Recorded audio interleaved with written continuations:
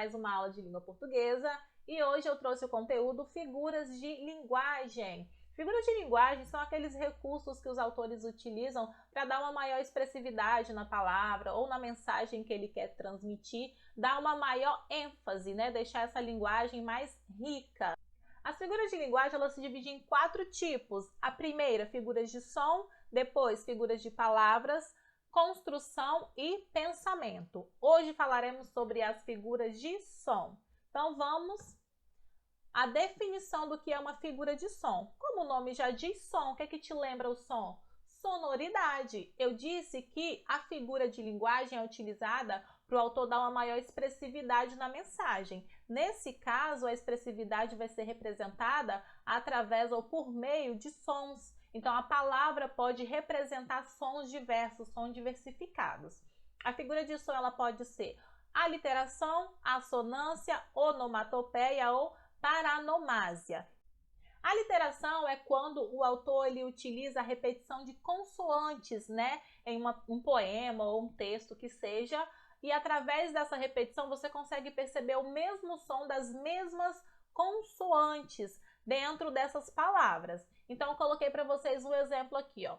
O vento varria as folhas, o vento varria os frutos, o vento varria as flores. Percebe que o autor começou a repetir o V e o F, ó, vento varria folhas, vento varria frutos, vento varria flores. Então, toda vez que vocês conseguirem notar em um texto essa repetição de consoantes seguidas, você está diante de uma aliteração.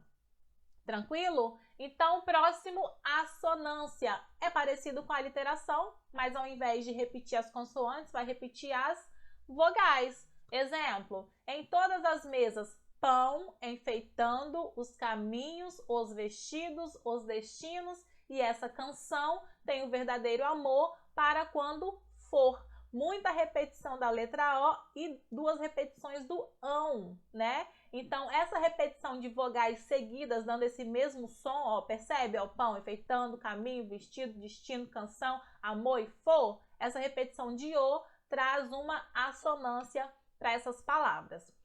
Depois, onomatopeia.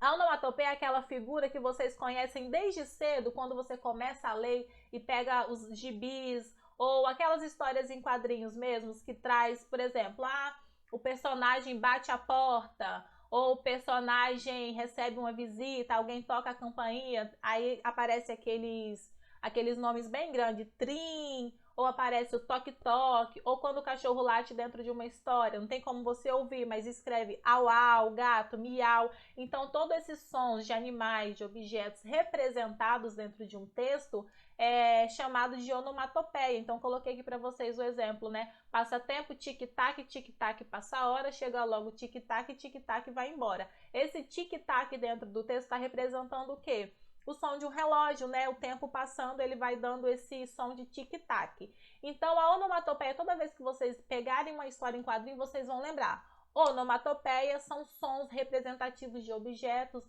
ou de animais. E para terminar, nós temos a paranomásia. Utiliza os parônimos para dar maior ênfase ao discurso. O que é um parônimo? É quando eu tenho palavras parecidas, mas com significados diferentes. Aqui eu tenho um exemplo, ó.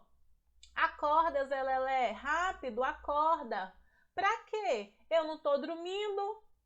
O Chico Bento, ele pedia pro Zé Lelé levar a corda para ele, mas o Zé Lelé entendeu completamente o oposto. Ele, não estou dormindo, para que eu vou acordar? Ao invés de compreender que ele queria aquele objeto, a corda para se salvar porque ele estava caindo, ele entendeu ou compreendeu como sendo do verbo acordar. Então, a paranomásia é isso, é quando você diz uma coisa, mas o outro consegue entender completamente diferente porque as palavras são parecidas.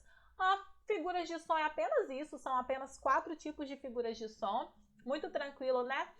Na próxima aula eu vou trazer uma atividade, eu vou corrigir a atividade que eu passei para vocês sobre as figuras de som e depois trarei novos vídeos falando sobre as figuras de palavras, pensamento e figuras de construção. Espero que vocês tenham gostado, porque figura de linguagem é um conteúdo que eu gosto muito de trabalhar, porque toda música que você ouve sempre tem uma figura de linguagem ou outra, porque os músicos são os que mais utilizam, né, as figuras de linguagem. E nos próximos eu vou trazer para vocês músicas que tenham figuras de linguagem diversas, que vocês às vezes ouvem e nem sabem o motivo de ter aquela palavra lá, mas ela está representando alguma coisa, e aquele músico, aquele autor, ele quer representar, ele quer dar uma maior expressividade naquela letra, deixá-la mais rica, e às vezes passa batido no dia a dia que você nem consegue entender, ok? Então fiquem bem, até a próxima aula e o nosso famoso tchau!